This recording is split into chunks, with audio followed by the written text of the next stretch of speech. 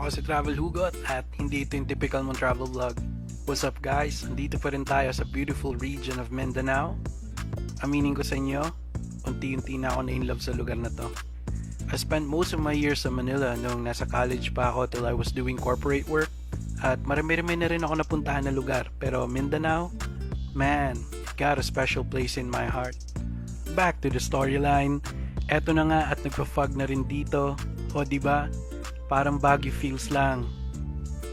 May nadaanan ulit tayong favorite tambayan ko. Saan ka pa makakita ng coffee shop na walang katao-tao at habang umihigop ka ng paborito mong kape, ganito yung view na bubungad sa'yo. I mean, come on!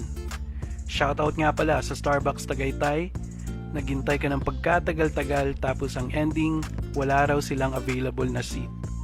Parang yung sinabi ng crush mo sa'yo na wala ka na daw lugar sa puso niya. Sakit! Let's go!